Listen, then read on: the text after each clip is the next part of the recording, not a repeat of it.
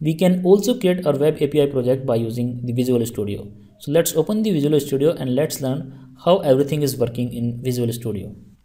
To create a new project by using the VS 2019, you need to click on this button, Create New Project. If you are not on this window and you are inside the Visual Studio, let's go there.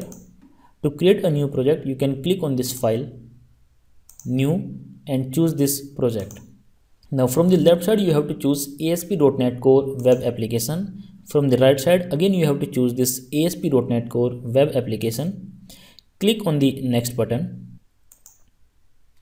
At this place, you have to give a name to your project. Suppose here I'm writing my web API.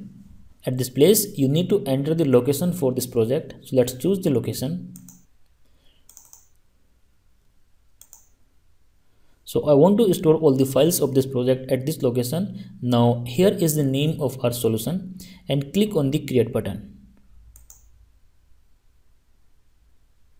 At this place, you have to choose the template and the .NET Core version for your project. So we are using the .NET Core and we are using the 5.0 version for this project. If you are having some other version, then you can click on this drop down and you can choose the required version of your choice.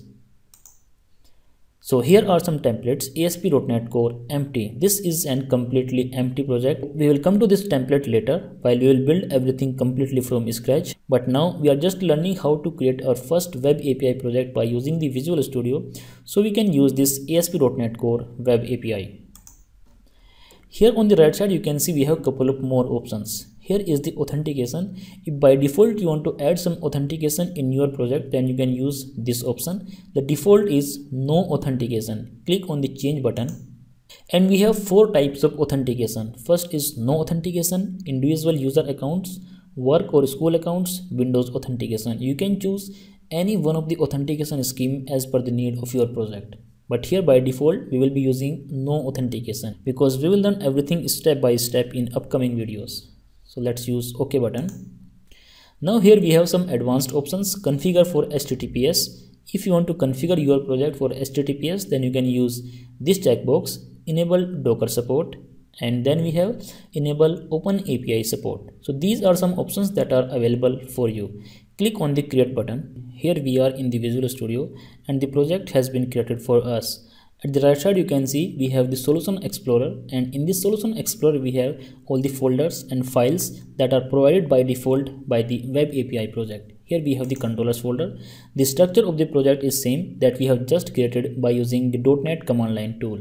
We will see the details of all these files in upcoming videos, but for now let's focus on the default project.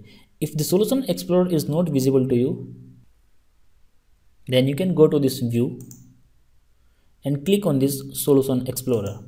It will be visible to you here on the right side. Now let's try to learn how can we build this solution. To build the solution by using Visual Studio, we have couple of options. First is we can use this option from the top bar and click on this build solution.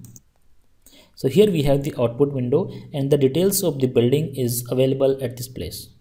The build is successful. You can also build your project by right click on your project and choose this build option. Third is you can click on the solution, right click and choose this build solution. If you are using the solution approach, then all the projects that you have added inside this solution, all of them will get built. But if you want to build them individually, then you can right click on the project and you can build that particular project. Now the last approach to build your project by using Visual Studio is keyboard shortcut. To build your project by using the keyboard, you can use these options, Ctrl Shift B.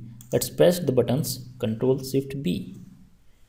You can use any one of the approach to build your solution. Now we have to run this application. To run this application, we just need to click on this green button, IS Express. If you want to choose the default browser for your project, then you can use this button and choose the default browser. By default, here I'm using Microsoft Edge. Okay, and click on this button to run this project. The application is running on localhost and 44325 port. Earlier, while we were using the .NET CLI, then the application was running on 5001. Here is the proof. But this time, if you are running the application by using the Visual Studio, then we are having this URL. Okay, We'll come to the concept later. But again, we have the same Swagger profile.